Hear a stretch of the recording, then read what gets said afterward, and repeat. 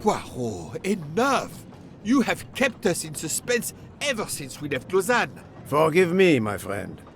Detective Locke and I needed the time to put the last pieces of the puzzle in their proper places. I'll fill in where I can, but this is Mr. Poirot's show. I confess I can't help, but I feel a certain déjà vu. You are correct, Doctor. We have been here before. However, without you, we wouldn't have been able to reach the true conclusion of this story.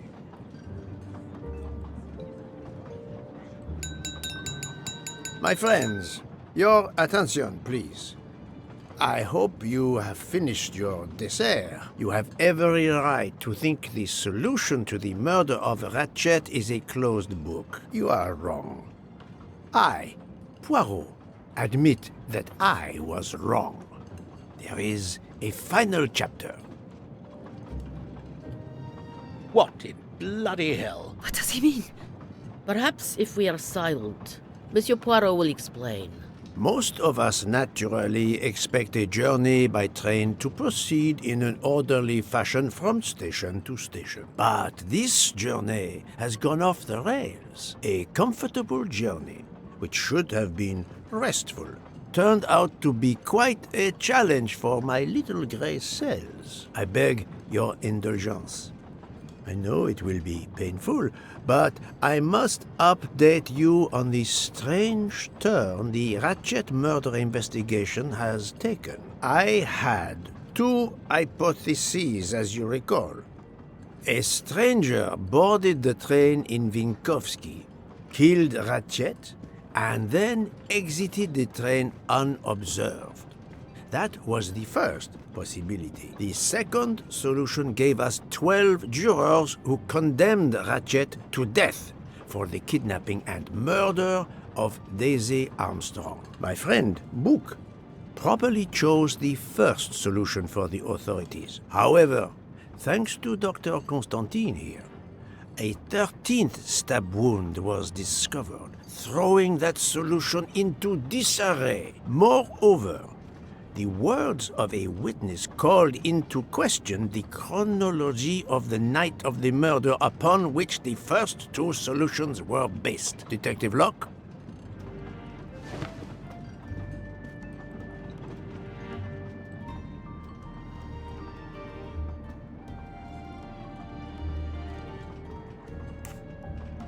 Michael admitted to having been absent several times during the night. His absence therefore gave multiple opportunities for a 13th murderer to slip into Ratchet's room before the other 12 jurors lined up to stab him. You are saying the man Ratchet was when we... Yes, you executed a man who was already dead, but there were other suspects that night. Other suspects? Who? They stand before you. Mr. Fauché, Mr. Maury, and Ms. Nielsen, and they all also had a hole in their stories about their movements that night. Mr. Poirot? Most of you don't know it, but there was a second murder in Venice. Mein Gott, another murder. The victim was a man named Aziz Wadi, a banker in Geneva who was on the payroll of Ratchet. He looked after the money Ratchet obtained from the Armstrong ransom. Ratchet needed money and arranged to meet Mr. Wadi in Venice. One of these three knew about that money. Now, each of them had an alibi, of a sort. But if any of their alibis was a lie, that person had time to murder Monsieur Wadi, Monsieur Fauché, Mademoiselle Nielsen, and Monsieur Maury. One of you murdered Ratchet and Monsieur Wadi. Are you kidding? I pour drinks for our guests. I don't murder them. It's nonsense! You are accusing me because of my knives? But why would one of my employees kill Ratchet? The killer's motive for killing Ratchet was revenge, but not for Daisy's death. The motive for Aziz Wadi's murder was also revenge. Mr. Wadi was helping Ratchet. Ratchet, had an accomplice in the kidnapping named Noah. They kidnapped Daisy together. Ratchet stored the ransom money in a Swiss bank that protected anonymous clients. He forced Monsieur Wadi to watch over the money. Once enough time had passed, Ratchet felt it was safe to have Monsieur Wadi bring him cash whenever Ratchet needed it. The serial numbers of the bills would still be in a file, but no one would be actively checking it. Precisely. But Ratchet didn't just keep the ransom in his safety deposit box. There was something much worse.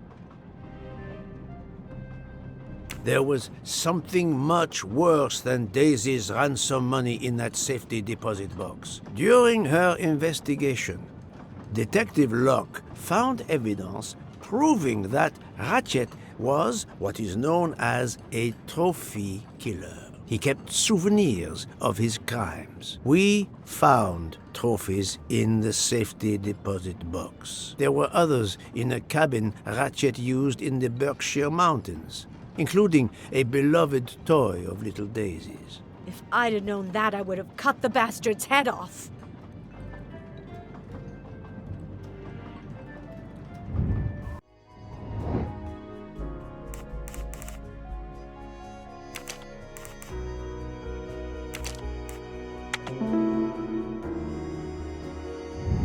That's the right answer. The bracelet found in the safety deposit box was also on Noah's wrist in a photograph. It's obvious Ratchet killed Noah, and therefore, at last, I can tell you with absolute certainty who the murderer of Ratchet and Monsieur Wadi is.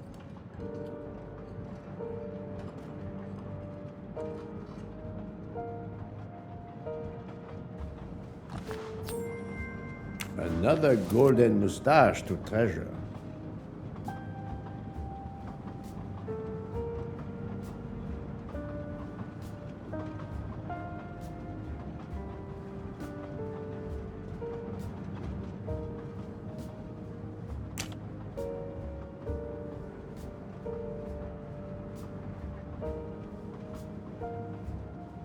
Mademoiselle Nielsen has the same bracelet as the one found in the safety deposit box in Geneva. A trophy from a victim of Ratchet.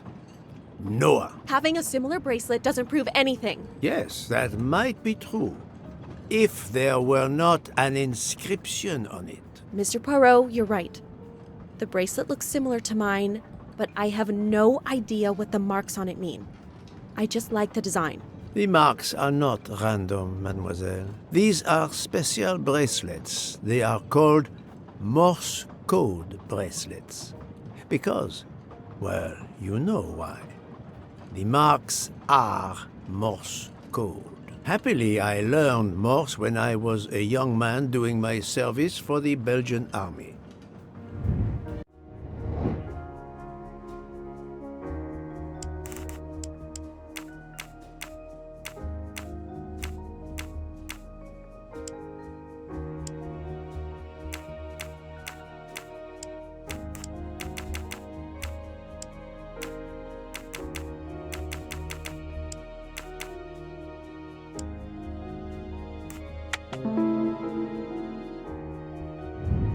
That was easy. On the bracelet found in Ratchet's safety deposit box was the name Freya in Morse code. Your first name. It belonged to your father, Noah. Noah Nielsen. Let's stop playing this little game, mademoiselle. What does yours say? Noah? It says father. Ratchet, that bastard. He kept my father's bracelet as a trophy. Thank you. I have to admit your timing for Ratchet's murder was perfect. Do you mind if I continue? Would it matter? Go ahead. You've earned the right to crow. I do not make bird sounds, mademoiselle. I take no pleasure in this.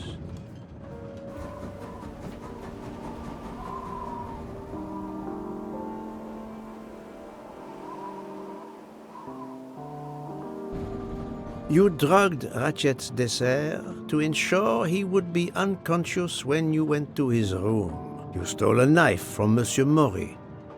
If it was identified as the murder weapon, he would be accused. You knew Pierre Michel would leave the train for a smoke whenever it was stopped at a station. At Vinkovsky, you waited until he was on the station platform. Then, you carefully made your way along the first-class corridor to Ratchet's room. You entered Ratchet's room with the pass key, accessible to all employees in the crew quarters. You stabbed Ratchet at midnight. But that knife, where is it? Probably thrown out of Ratchet's window before the train left the station. A thorough search after the snow melts should turn it up. My beautiful knife. Then, you carefully returned to the crew quarters, replaced the passkey, and returned to your poker game. Et voila. The affair was not so complicated in the end. But what made the crime seem more complex? Well, It was us. exactly. The 12 jurors who proceeded to carry out their far more complicated plan literally in the dark without realizing that the man was already dead. Speaking only for myself, of course, but I believe we would have invited you to join us. Ms. Nielsen, you killed Ratchet because he killed your father. Your motive is crystal clear. But why did you kill Aziz Wadi? It's because of Aziz that my father died. My father knew Aziz was the only one with access to Ratchet's safe, so he convinced Aziz to steal the money from the safety deposit box. But Aziz was too afraid of Ratchet. Instead, he betrayed my father by reporting him to Ratchet. Obviously, Ratchet then murdered my father. Aziz was just as guilty of my father's death as Ratchet. Ratchet was the worst of humanity. But Monsieur Wadi, if you knew his story... My father is dead because of him. I will not debate the point with you, mademoiselle. He had done nothing to justify his death. I do not see any extenuating circumstances that should allow you to escape justice. You will be arrested at the Gare de Lyon when we arrive in Paris. Judge and jury are you, Monsieur Poirot. And you get away with it. It must be nice. But think of this. I know what you did. What you all did. She's right. She could turn us all in. Relax. Hector, is it? Your secret is safe with me. I'm not going to jail. Farewell, Poirot. Enjoy your victory. Stop!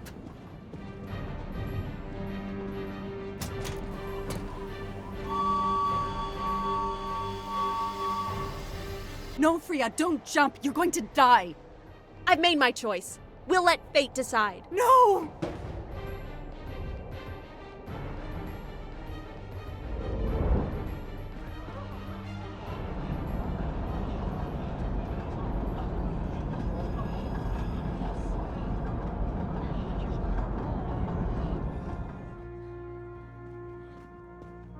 She jumped off the train. Even if she hit the water, considering the height, I doubt she survived. And with this tunnel, either way she's gone, Poirot.